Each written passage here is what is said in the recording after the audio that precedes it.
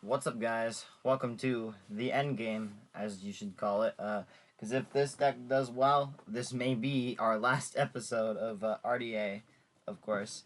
Because obviously, my goal was to at least win a locals with this deck, and this deck is broken. Like, honestly, I feel like we could even top against Snake Eye at this point.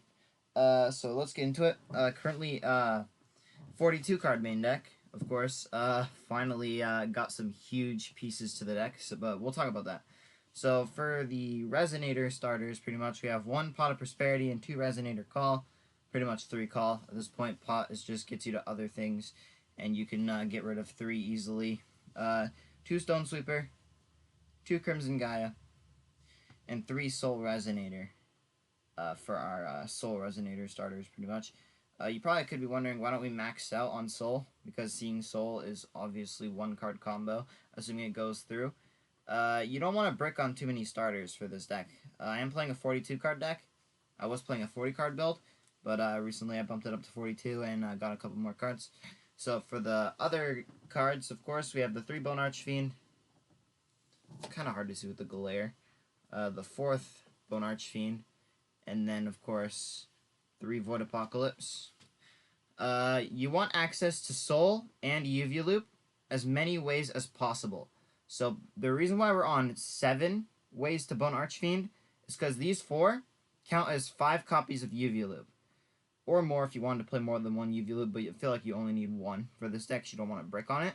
But having access to UV Loop plus Soul is full gas combo, which I will probably show you guys that combo after. But moving on to our Centurion package, we're on, of course, the 1 Terraforming, 1 Stand-Up Centurion, 1 Wake-Up Centurion, the 1 Gargoyle, the 1 Emeth, and the 1 True Awakening.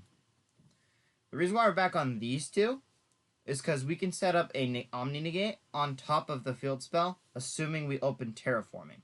If we do the field spell, you want to set Gargoyle in the back row instead of Emeth, because if you have access to Wake Up and you have this in back row, you can set up the field spell, dump something, banish this to dump Emeth, and then this Engrave puts this in the spell and trap zone to summon it, assuming we already have access to our Omni Negate. So not only would we have combo, but we'd have access to an Omni Negate on top of our combo, which is really nice. So that is why we are on the Wake Up line, as well as the Emeth with the True Awakenings, as it sets up an Omni Negate for free, assuming we have something in the back row, which is nice. And yeah, Wake Up just gives us a free token. It's not a tuner, but it does help us synchro summon into like 10s or 8s, or like even Red Rising Dragon if we want a free non-tuner. There we go. We have it. It also somewhat helps us play through Nibiru by being able to go through our Centurion package, assuming we can get our hands on some of the other stuff that you need. Moving on to the Semi-Garnets, we're on 2 Vision. If we open this, it's fine. We can discard it off the field spell, assuming we can get to the field spell. That's why we're on the Terraforming. And then the UV Loop. We want access to this as much as possible so that we don't have to waste a search on it. It's really nice to have. And then onto the bricks, we have the Crimson, the Synchron, the Catalyzer. I'm still on this because of the Resonator line. It helps us play through Nibiru with the Supernova line if we want to do it that way. And the Red Zone. If we open this, it's kind of rough, but I mean, we can always search it. So, it's fine. And then for non-engine, it's just standard. 3 Ash, 3 Veiler, 2 Mourner, 2 Ogre, and 2 Bell. Standard, somewhat. Playing 2 of hand traps is kind of weird, but it's nice to be able to at least play some of these, and Ogre in the main deck does seem very nice. I didn't want to clog up the deck with hand traps, that's why I'm not playing like 15. I like 12 as a ratio. Extra deck still pretty much the same. Red Rising, Q-Belt, Scarred, RDA, Scarlight, Abyss, Bane, Dispatter, Supernova, then our 2 Centurion monsters, Oxala, Legatia, actually comes up a lot more now with the field spell, and then of course our Crimson Dragon, King Calamity, Trishula, and then the last slot's a flex spot. I'm currently having it as a placeholder, but we're on Cosmic Blazar as our 15th extra deck. This would be in place for either Chaos Angel or Psychic and Punisher. but it's currently just a placeholder instead of the Dark End, as it didn't come up much, because we can summon this more than we can summon the Dark End Dragon, because it didn't come up as much. And then for our side deck, here I'll just show the side deck real quick. We're still on our Bestials. I was considering cutting these for DD Krill, but the Bestials are nice because Baldric actually comes up against Pearly, because Pearly's back, and there's some other decks that are kind of bringing a clap back this format. Nibiru, of course. Dark Ruler as our board breaker of choice. Our back row removal, 2 Cosmic and an Eccentric, so we can search this. 2 Silent Grave to stop Snake Eye, and Wild Wind for Shifter. That's pretty much self-explanatory. I can show you guys the combo that utilizes Soul plus UV Loop real quick, just so that you guys are aware what the field spell does for our deck. So pretty much for this combo, you just need Soul plus any way to get to UV Loop, whether that would be UV Loop itself, Foolish, or Void Apocalypse. We're going to use Soul plus Foolish, for example. And I'm just going to put 3 hand traps to replace the other 3 cards in hand, because we're assuming this is a 2-card combo-ish. 2.5 if you count the discard for Bone Archfiend. But we normal summon Soul. Effect, get Bone Archfiend to our hand. We're going to activate Bone Archfiend, sending, of course, whatever, to summon it. Effect, target Soul. Dump Crimson. This is just the standard line. This is our basic combo line that we'd go through with this Centurion line. So we'll dump our Crimson to make Soul level 2. And we'll Synchro into Red Rising. Red Rising is going to target the Crimson to summon it. Crimson's effect is going to trigger to summon the Vision and the Synchron. And then we're going to go through our usual Red Rising plus Vision. It's going to make Scarred. That's going to trigger Vision to get us the Crimson Gaia. Might as well activate it now and use its effect to grab the red zone to our hand. We're going to make Abyss.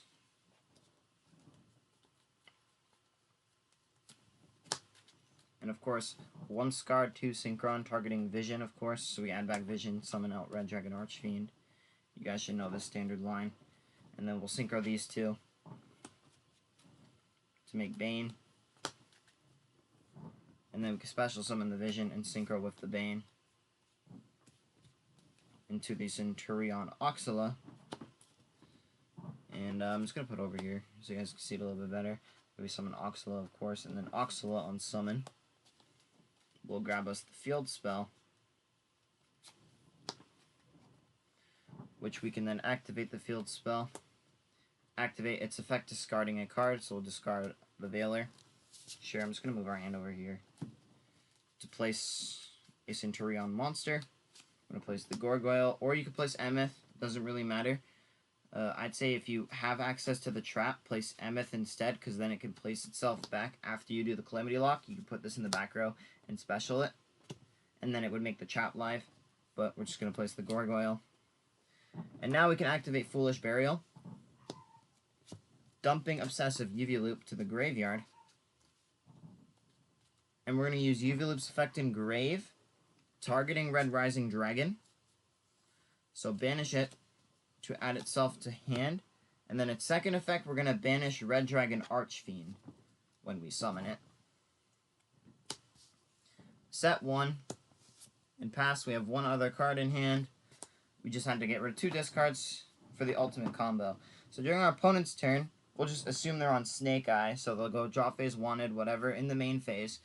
After their first priority, we can pop off. We can go effect of Gargoyle to summon itself, and then if nothing, the field spell will trigger to Synchro Gargoyle and UV Loop to summon Crimson Dragon. If they're on Kashtira, like if they have Fenrir, you do not want a Gargoyle add itself back, but you can if they're not playing Fenrir. So you can add it back to hand as a free discard. And then if they have nothing, Crimson Dragon target Oxala. If they have anything, we have Abyss Negate.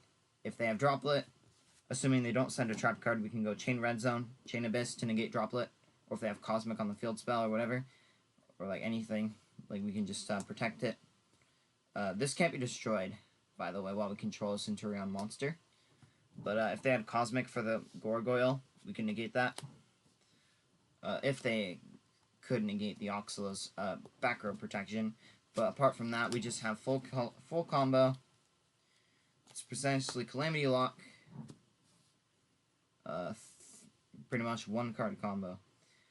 You could argue, because this card honestly might get banned on the next ban list. That doesn't matter. You don't need this card. You can easily just go through a different line. You can go Supernova, Legatia, or if you're on it even, that's why it's in here as a backup, Cosmic Blazar Dragon. You don't need the Calamity Lock to win the game.